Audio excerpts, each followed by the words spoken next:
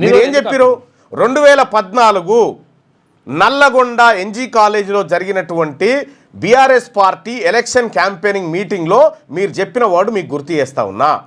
ఎవడు ఆపుతాడో చూస్తా, SLBC tunnel కాడ నేనే కుర్చేసుకొని కూర్చుంటా, టన్నల్ పూర్తి చేస్తా, శ్రీశైలంకి వెళ్ళి నీళ్లు తెస్తా అని చెప్పినావు. చేసినావా? మరి చేయలేదే. 10 ఏళ్ళు అధికారంలో ఎందుకు చేయలే ఆ పని? నువ్వు చేసినంటే ఈ ప్రమాదం జరగకపోయేది కదా. అవసరమే సో ఎస్ఎల్బీసీ ప్రమాదానికి కూడా కారకుడు కేసీఆర్. వాస్తవం అది. మీరు చేసిన నిర్లక్ష్యమే. ఇవాళ ఇల్లంతకుంట కాడ జరిగినటువంటి ప్రమాదం ఏదైతే మీరు కప్పిపుచ్చడానికి ప్రాణాలనే మట్టిలో పోసిరు మీరు. ఇవాళ కాంగ్రెస్ పార్టీ ప్రభుత్వం రక్షించడానికి తన వంతు ప్రయత్నం చేస్తూ ఉందాడ.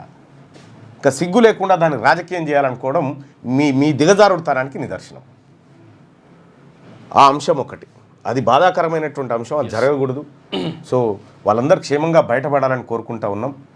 12 కిలోమీటర్లు సొరంగంలో ట్రైన్ ద్వారా పోయి ఆ తర్వాత దిగి మళ్ళీ 2 కిలోమీటర్లు నడిస్తే ఆ ఘటనా స్థలం వస్తుంది. అది SLBC Srisailam left bank canal. అది అక్కడి నుంచి గ్రావిటీ ద్వారా వాటర్ తీసుకురావడానికి ఏది మన రిజర్వ్ ఫారెస్ట్ ఏదైతే ఉందో దాని లోపలికి ఏం తీసుకొచ్చినటువంటిది ఇదంతా.